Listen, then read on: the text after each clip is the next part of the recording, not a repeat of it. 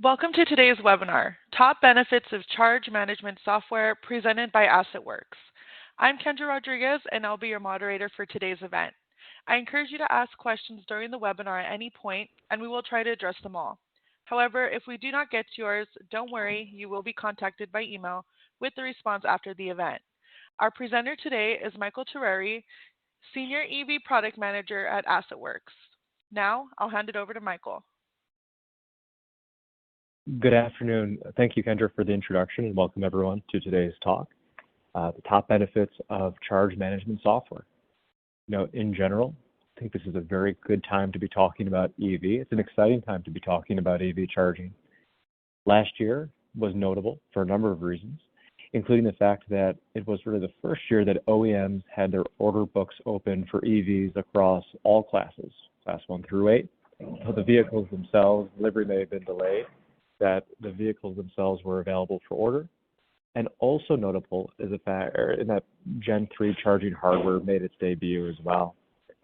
The third thing that has emerged or become apparent in the last several years especially too is the idea that procurement is not the finish line, that it's not enough simply to purchase these EVs or chargers and put them into the fleet, that it's important to manage them effectively as well. In effect, with the same care and consideration that we give today to liquid fuel vehicles and infrastructure as well. And that considerations such as how we manage and track fuel costs, vehicle lifecycle costs, internal billing, and other transactions, those best practices need to be translated over to EV technology as well. However, to do so is frustrated sometimes by some issues. Some technology related, some process related. The result is that in some cases, fuel management may feel like it is regressing back to a fuel is free type mindset because again, of a mix of technology and process issues. With EV charging, access control is different and sometimes more difficult to manage. Integrations may not always be available for hardware. In many cases, there is no to little accurate cost tracking available for charging, specifically for fleet charging. And many organizations are finding themselves in the difficult position of purchasing or having found that they've purchased charging hardware that may not ever integrate well into their fleet operations. So that's really the state of the industry, looking at some of the things that are happening on a positive note in terms of responding to these challenges. The last several years, we have AssetWorks and other organizations perhaps too have really set a vision for what fleet charging can and should be. And the reality of, again, what it is and what it will be in the future is many organizations are operating and will continue to operate multiple charging solutions alongside of each other. And so we've spent the last several years especially working with large, well-established charging network providers, such as ChargePoint, such as Summit Connect, such as Blink, to integrate third-party charging networks into fleet management software to bring in cost and usage transaction with, in many ways, the same care and consideration as liquid fuel, and to provide fleets the ability to operate multiple solutions alongside of each other. That happens for different reasons, perhaps sometimes because of legacy decisions, past RFPs or leadership decisions, or because some solutions are uniquely tailored for certain applications, be it light duty, heavy duty, off-road, public, workplace charging, or something else. But this year, we were very, very pleased to announce that AssetWorks is adding to that level of support for fleet electrification with a new charge management software, or CMS, from AssetWorks, designed by and specifically for many fleet-focused and EAM fleets. It's been an interesting process that's actually fed into just about everything that we do, from the integrations to this as well. We spent a nearly year-long process working with a core group of customers, workshopping and focus grouping their experiences with fleet charge management software.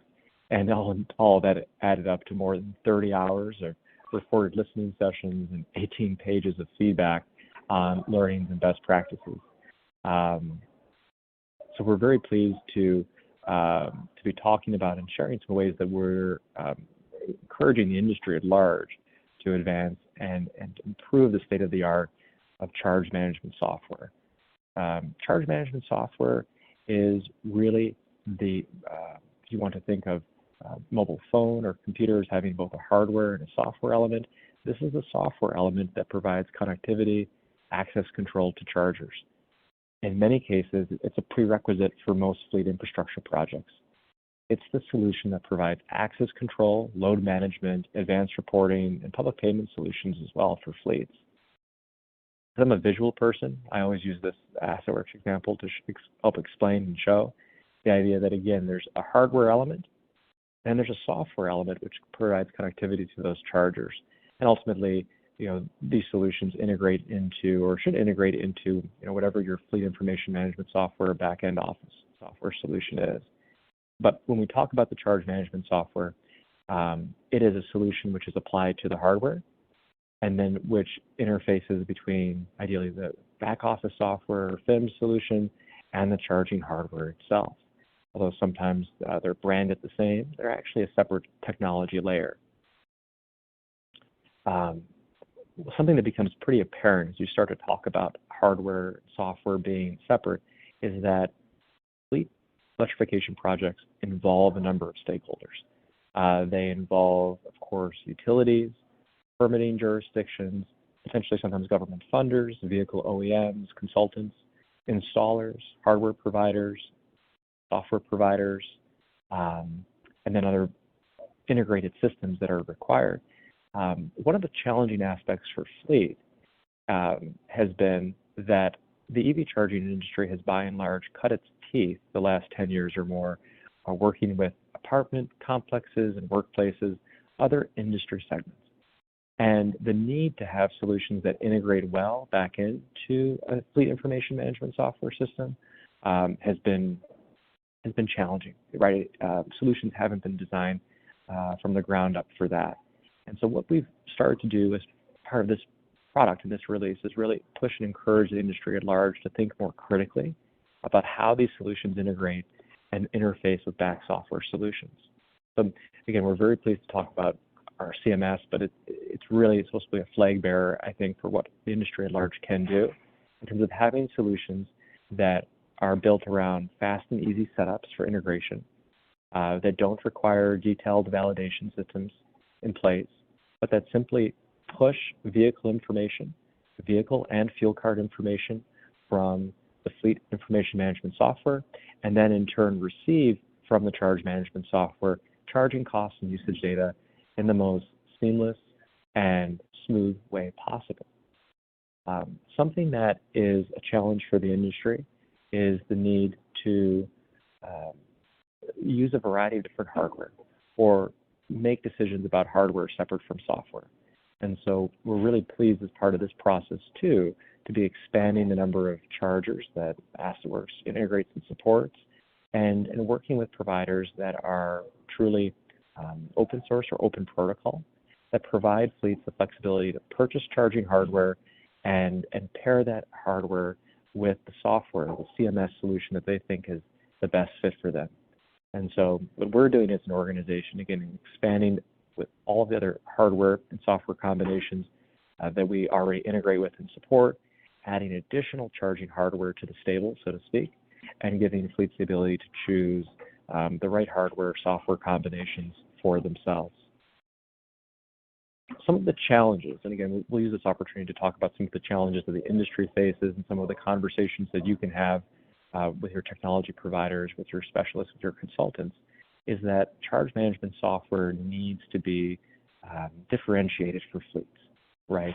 The unique needs of fleet customers or fleet organizations are it's a world apart from apartment complexes and workplaces. Dashboards need to serve a purpose. Every inch of the screen ought to be devoted to a critical question or need versus trivia. And so what we're doing as part of our process, and we encourage the industry to do, is to progress forward and think about every inch as being valuable, and anticipating a fleet-related question or workflow, and helping to resolve that. So making sure that as soon as you log in, you see what problems or issues may be facing the fleet that day with regards to infrastructure, and then have the tools surfaced and made available to you and your organization to be able to resolve those without perhaps having to call a support center. to do so. It also is necessary for fleets to be able to track costs in a way that is unique to fleet. Most, for example, apartment organizations or workplaces are not dealing with charging locations in multiple utility service areas or with multiple commercial industrial utility rate structures. Software needs to be able to account for that and support those fleet needs. And I should say, be able to do so in a pretty visual, intuitive way. That extends also to the way that assets are described and characterized. Fleet organizations have very, very specific needs in terms of how chargers, locations, and vehicles are described and recorded, the attributes that are involved with each. And so making sure that the CMS speaks the language of fleet, not just in terms of charging transactions, but in the way that assets are described and recorded as well.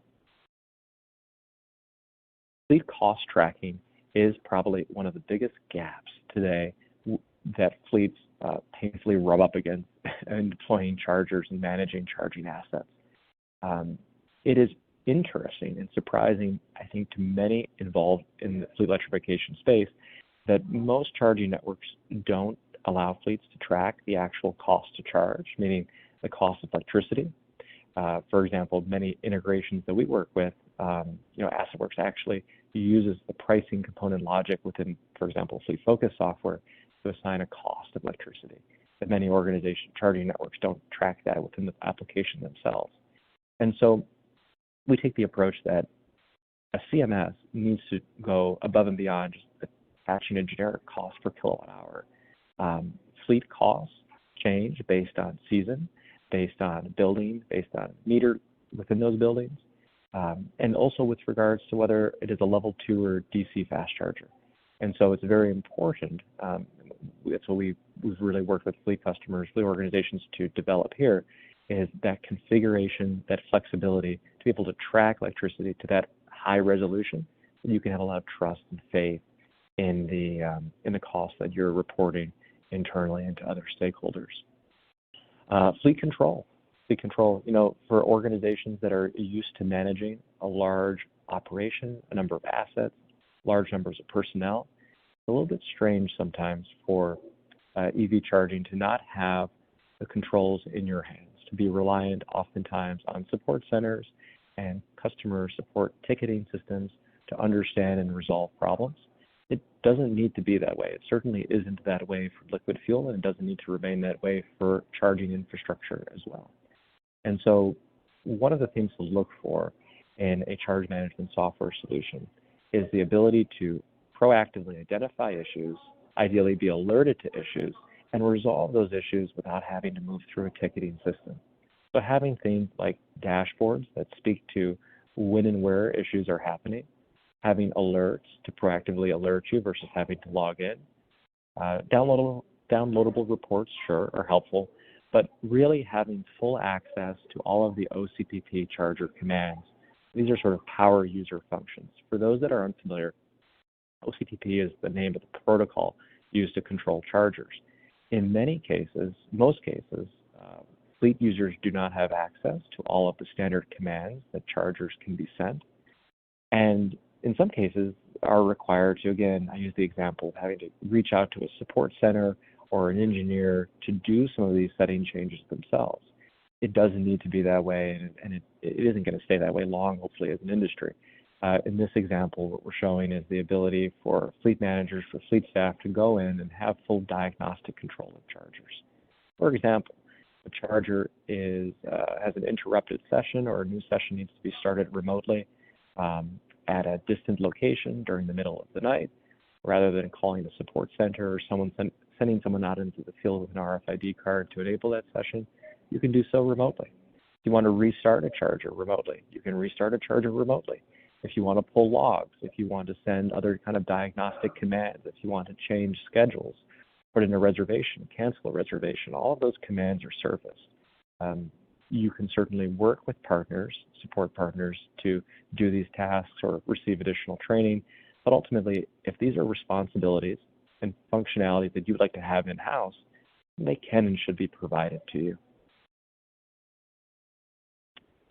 One item that is also unique to fleet is the question of really how your data is being stored. Most fleet charging solutions operate in a multi-tenant environment, meaning that your data, your charging network is stored alongside and contained with your peer organizations, and an issue or compromising situation with one may affect you as well. You do have the option, you should have the option, when looking at charge management softwares to require or request your own separate instance. If you do this already for your fleet information management software, you may wish to consider it for charging as well, and you have the ability to have your own separate Azure cloud container-based solution. The reasons for that, again, it is the ability to have and know that you have dedicated infrastructure for your charge management software, built-in security and data privacy because of your system being separate and stored separately from others. So, the intent of this, Paul, is to really have a big discussion about and open ourselves up for some project-specific conversations about EV charging.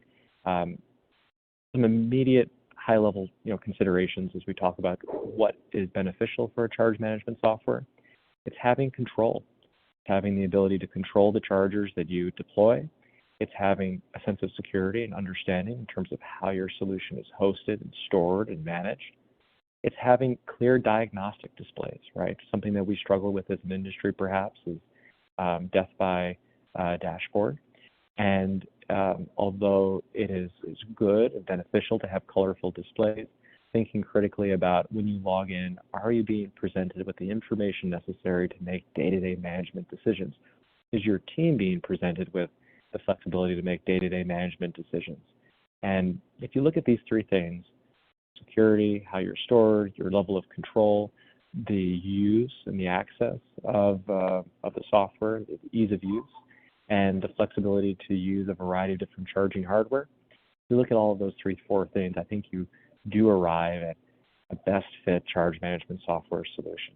So in terms of some other encouragements, as you're working with different organizations, you have the ability to, I think, sit down, or should seek the opportunity to sit down and share your project-specific goals so that you can provide and be benefited from a consultative approach to understand what charging hardware and software are a best fit for your organization, to develop a coherent and long-term equipment strategy for your chargers, to confirm software options, and then ultimately demo and pilot the software and charger combination before you deploy at scale. So again, this is a very kind of high-level, brief overview on best practices. I look forward to your questions and discussion.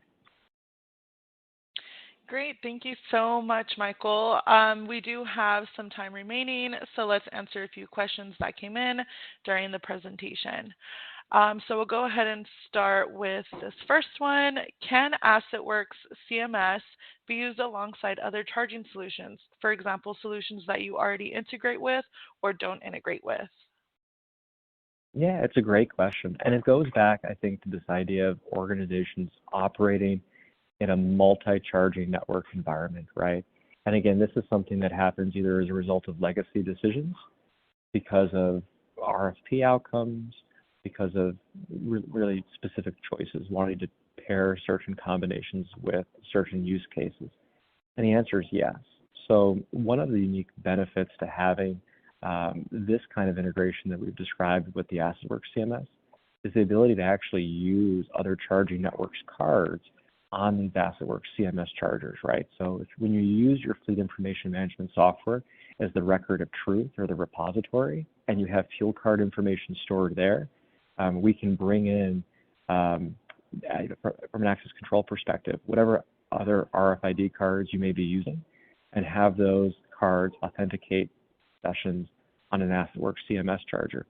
Even if it's a charging network that you don't integrate with your FIMs, if you have that RFID card registered and set up with the asset in FleetFocus or EAM, for example, we'll be able to authenticate and use the charging card for that transaction.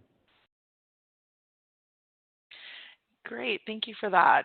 This next question here is, what spurred AssetWorks to launch CMS now? Yeah, it's another great question. Sense of timing is everything, right? Location, and timing. So this is things are changing. there's a higher level of expectation, a higher standard being held to EV charging projects today.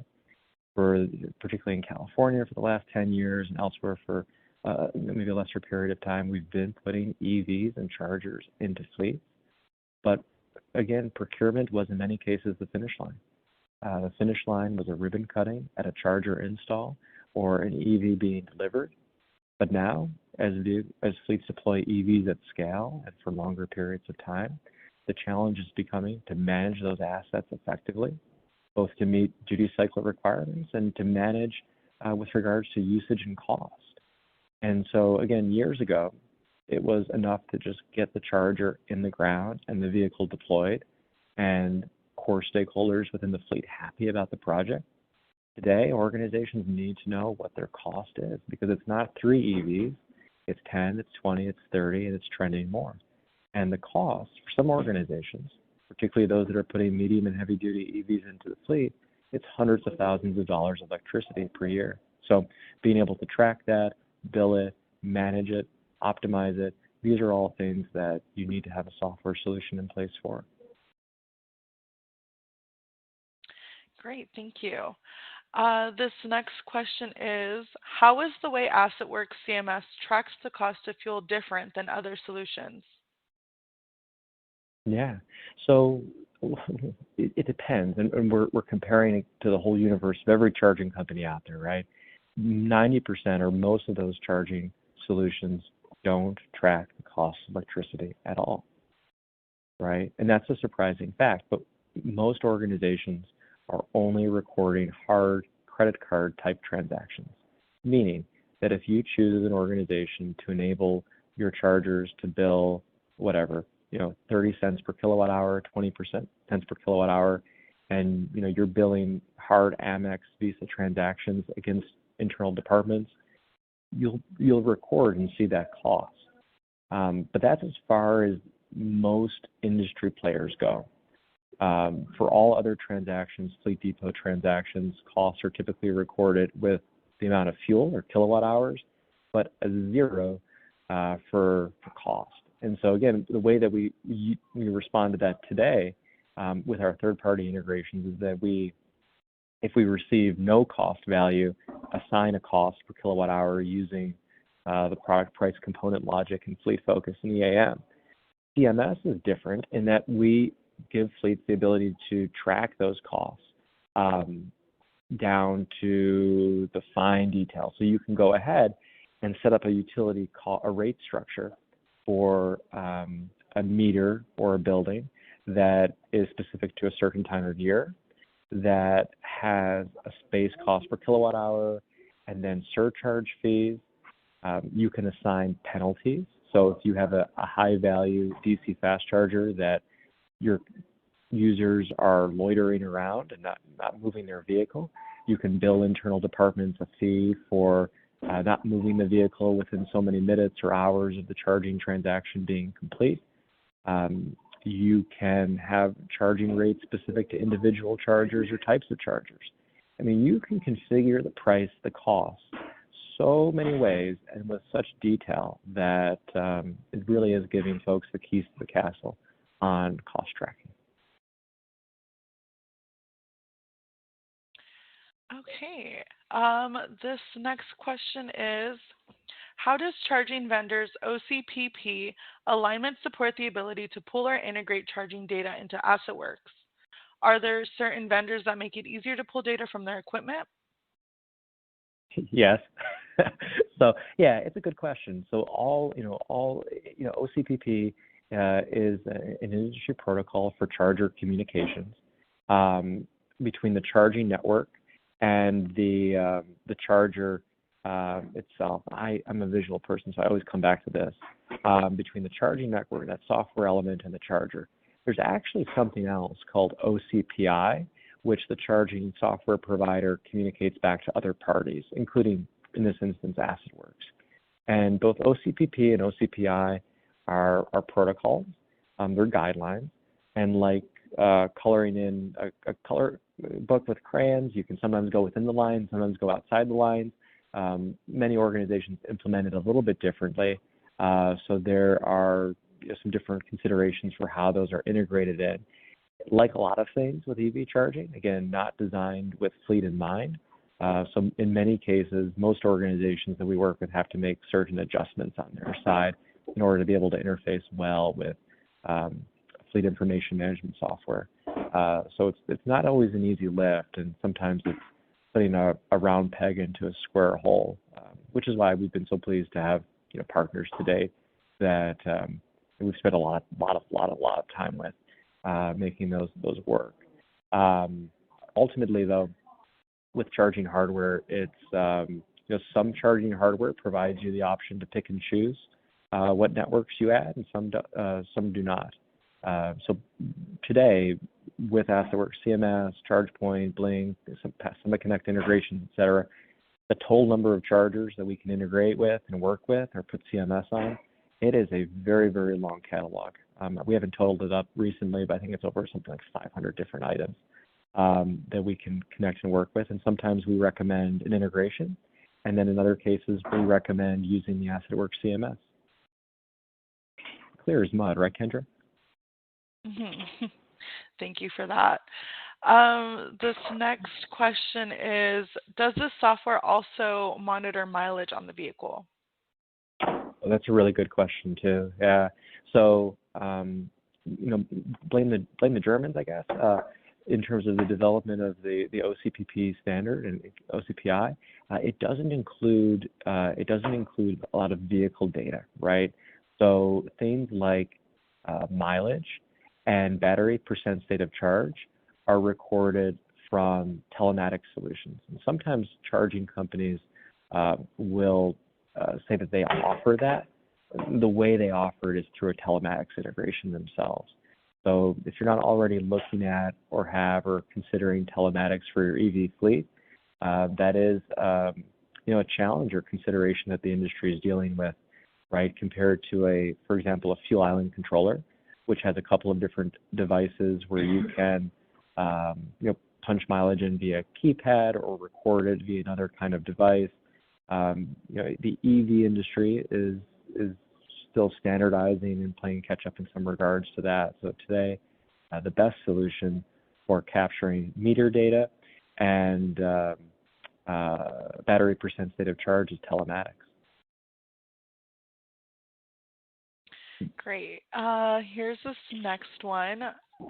This person asks, why should I choose your CMS over ChargePoint?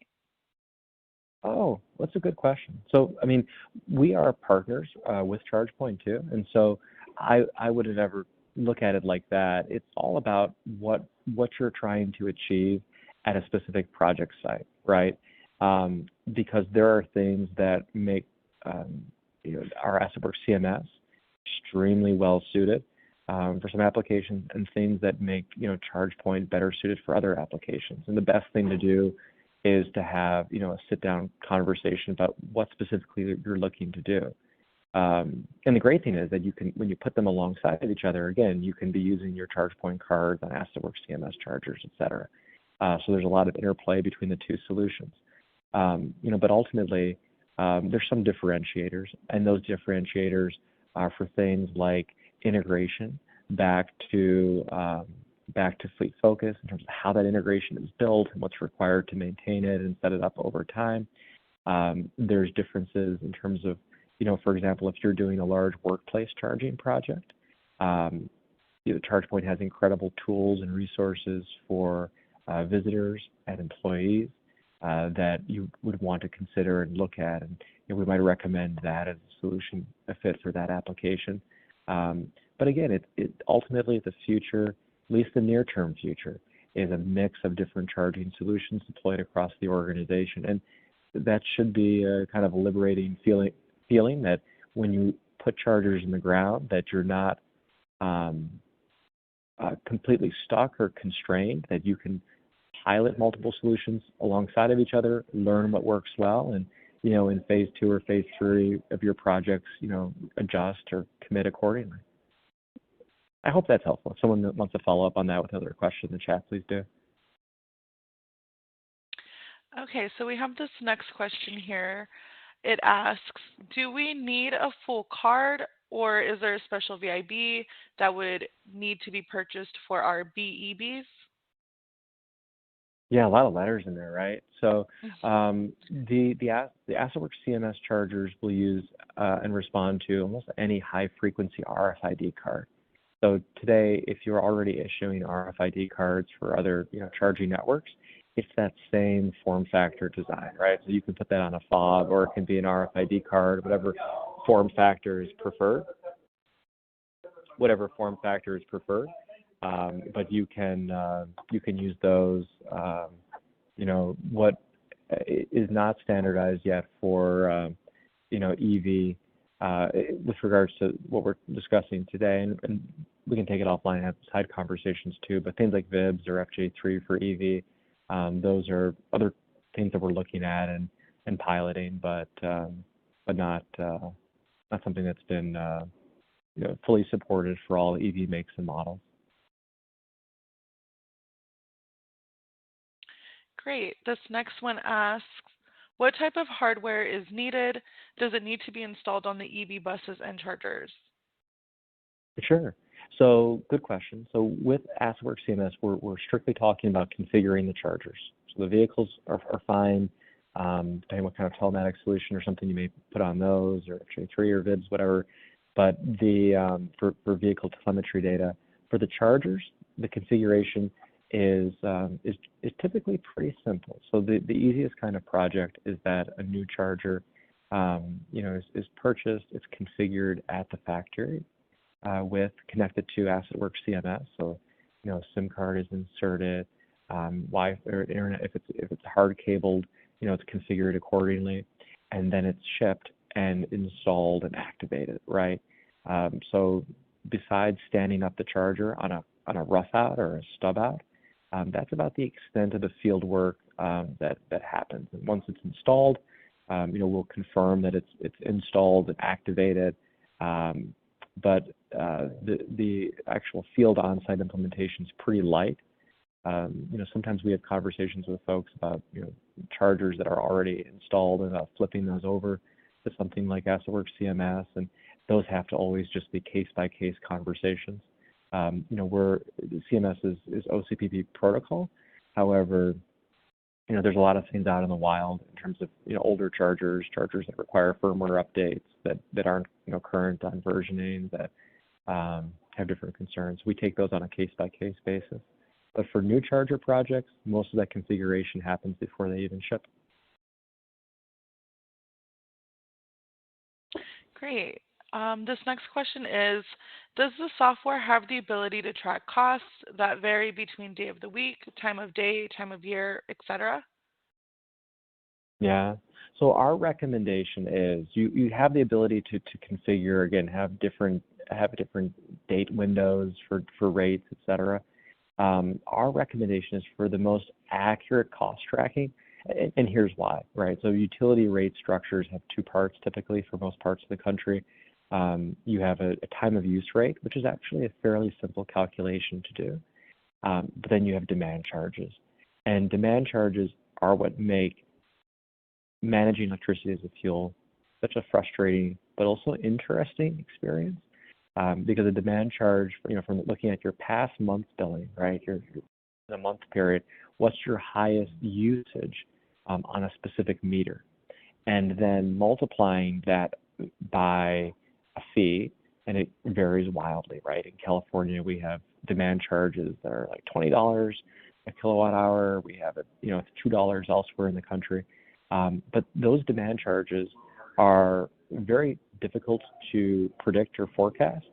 And ultimately, the best way to track your electricity cost is going to be to look at your past month's billing and understand just what that meter is typically costing you as an average cost per kilowatt hour. There's other ways to do it. It's just I don't know if we could recommend them as being accurate because of demand charges typically equaling about 48% of your billing.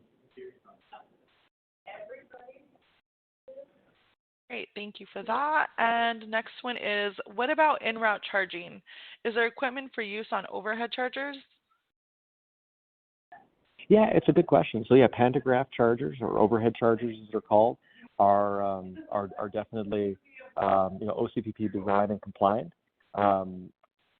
They tend to require a little bit more design and engineering consultation on the lead up too.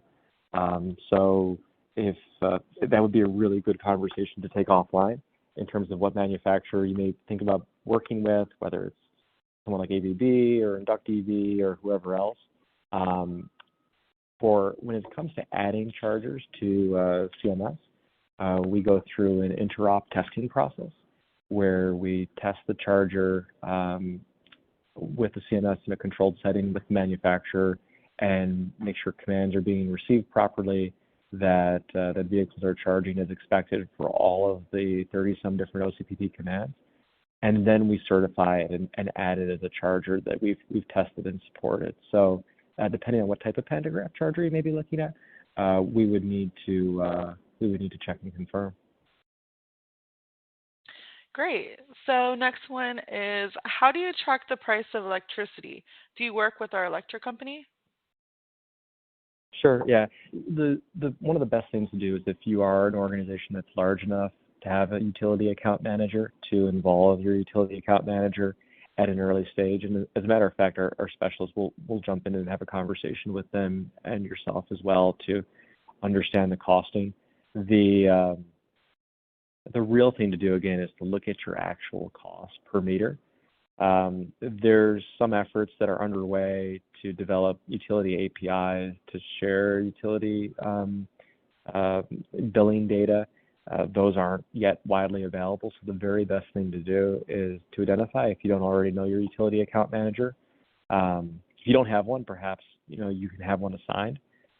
Based on your fleet charging needs, you'll probably qualify for one soon, I'm guessing. That they can help sit down and look at your billing and understand what your actual demand charges are or look like. Great. This next one is, if a customer uses Voyager cards, will they work with the CMS? It needs to be RFID. So I know, and I can't speak for Voyager, but I know a number of the fuel card companies are starting to issue RFID cards as well, in addition to traditional, swipe cards. So the form factor that's required for most of these chargers is RFID. There are a few models that do have card readers on them, but most chargers, particularly the L2s for fleet depot charging, don't come spec with a card reader or a swipe. They can. It just drives up the cost of the hardware. So most fleet organizations prefer to just use the RFID. Great. So this next question, I believe it's asking, will the CMS be a separate charge if we already have AssetWorks? Yeah, so there's it's similar as a peer solution, right, to some of the other charging networks, that it is for adding the chargers, that there is a not a module fee, but like a SaaS fee per charger. So that is something that you can work with your national account manager or fuel specialist on, but not the setup services, for example, of getting the charger activated and installed. Those are on a project by project basis. Great, thank you.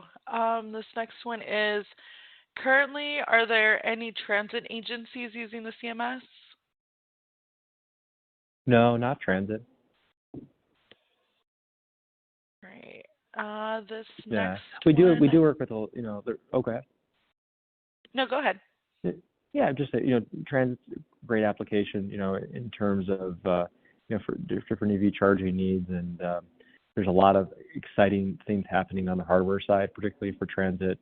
New remote dispensers that are really well suited for transit yards, modular designs, power modules that are easier to service in those locations. So a lot of excitement, but yeah, no transit users just yet. Got it, thank you. This next question is, can the application control 208 or 240 VAC outlets, metering the electricity supplied through the outlet, and identify the vehicle utilizing the outlet? Yeah. So I mean, if outlet by outlet we're talking about the electric supply equipment, the charger, right? Yeah, we support level 2 AC charging. In fact, by the numbers, that's the most popular type of charger that is being deployed. All the way up to 80 amps. So yeah, the vehicle identification is done via the card. We're looking forward to plug and charge and auto charge being standardized as well. Of course, though, even once they are, there's still a wealth of chargers in the wild that still will require RFID. So RFID is with us for a while, but we'll be supplementing that with auto charge and plug and charge in the future as the industry keeps progressing. So answer the question, yes, level 2 charging supported, by connecting a level 2 charger to a receptacle with that voltage, and then having an RFID card associated with the vehicle for transaction reporting. Great, thank you. Okay, so we have this next question here. You're teeing it up like it's a very difficult, controversial question. No, I think it's just they weren't sure how to word it, so you might need we might need to follow up on this one. But so this person asks, do we have to change the electric cost, or are the costs changed by the actual cost that I am being charged? Oh, no, I understand that. That's fine. So the cost profile within the CMS is something that's configured and set up and updated by the organization, right? And that's really a function of where we are as an industry right now, that the utilities don't have APIs for us to automate that any further. The expectation is that we're maturing. As a matter of fact, there's a lot of conversations now about how that gets done. But today, it is a configured setting, but a setting that you have a lot of ability to tailor and customize based on your preferences. And as a part of that too, also setting up internal surcharges or transaction fees for your overhead costs and more. All right, great. This next one is, do VIB from FuelFocus or are VIB from FuelFocus needed to communicate between CMS and bus? It's a good question. Yeah. So no, this is a standalone solution. You can deploy it alongside of other fueling and charging solutions as well. But for the AssetWorks CMS, the charger connectivity is not dependent on any other kind of hardware installed on a vehicle or bus. Great. This next one is, what hardware is used for vehicle communication to the EMS system? Are there any current VIBs? Yeah, so a lot of questions about VIBs and FJ3. So no, so those solutions that you can deploy separately and work with your specialists on. If you want to use telematic solution, if you want to use some other sort of RF system to update your vehicle telemetry data into the system, you can do all of that, and you can do it separate from CMS, right? So you can choose the technology stack, the pairing that's the best fit for your organization, but having those solutions in place isn't required to use AssetWorks CMS.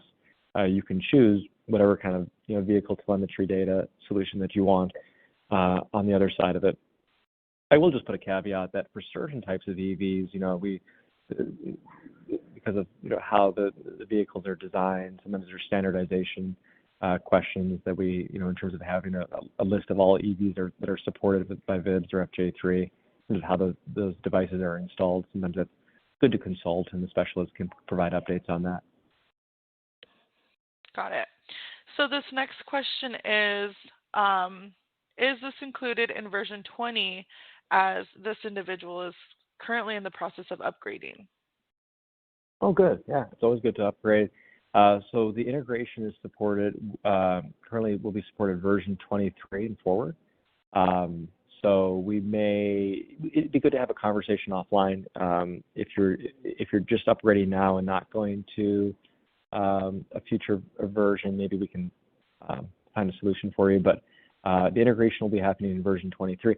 In the meantime, your organization, any organization, can deploy CMS and then postpone the integration. So what we might recommend in that kind of instance is, if you're going to be putting chargers in the ground anyways, and then integrating and having to, find solutions prior to integration, then you can do a phased approach where you focus first on getting the chargers installed and CMS working as a standalone application, and then, once you have the version upgrade, be benefiting from the integration as well.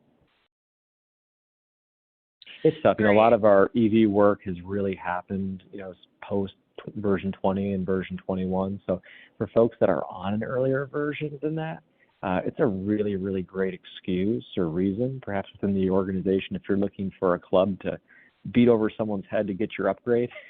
You can very honestly say that, almost everything that we've done with EV has been version 21 or later. And so, especially getting on version 22 and 23, it has so many benefits from the EV perspective that if you're not on that, you may be suffering, not realizing it. Great, thank you. We have a few more questions left. Of course, for the audience, if there are any, thing you want to throw in there last minute, definitely get those in. But this next one is, are you able to work with Proterra DC chargers for EV school buses? Is there any ability to track vehicle to grid usage, for example, tracking voltage going back to the grid? Sure, yeah. So the Proterra history with charging has a lot of chapters to it. They've switched charging. They don't manufacture their chargers, right? They use a variety of different, same way that AssetWorks isn't in the business of manufacturing chargers. They've worked with a variety of different manufacturers over the years. So it would just depend specifically on what chargers it is we're talking about that they installed. But there could be an opportunity to flip those over to AssetWorks CMS. It would just be something we want to check in offline on and understand what chargers they were, when they were installed, and some of those details. And for anytime we add a new charger, a new type of charger, whether it be a new manufacturer or a new model, again, we go through that interop testing process where we validate and check with the manufacturer. Sometimes with older chargers too, that there have been significant firmware updates in the years since they've been purchased or installed, and before we on-ramp any additional hardware, we need to do firmware updates to them and other equipment checks. So it really just depends on the project, but the answer is not no. Got it. And finally, we have one of our last questions here. When will Fleet Focus versus 23, or when will Fleet Focus version 23 be released? Oh, this spring. This spring. Apologies, I don't have the calendar date on me for both FA and M5, but this spring, and if you'd like a more detailed answer, I can follow up offline. Awesome. Thank you for that. Well, looks like that's all of the questions we have for today and all of the time we have. Kendra, before you wrap up, can I just say thank you? This kind of topic, sometimes it's a little bit, we're talking about charge management software. When we scheduled this with your team, I thought, is it a little bit too detailed, too down in the weeds for folks? Just really, really appreciative of everyone who joined today and the level of knowledge and questions. Very, very great question period. Just really appreciate everyone for jumping on, and I hope that afterwards, we can chat about your specific projects and find out what works best for each individual use case. So I just want to say that, and thank you, Kendra, too, for organizing. Absolutely. Thank you for your time, and thank you for getting all of these questions answered. And of course, if anything does come in last minute, or if you do want to be contacted by the AssetWorks team, please throw that in the question tab, and we will be sure to follow up with any questions individually. We hope that you all enjoyed today's webinar, and I want to again thank Michael and AssetWorks for today's presentation. I also want to mention that this webinar will be available on demand on the Government Fleet website at governmentfleet.com/webinars. Thank you all, and have a great day. Thanks, Kendra.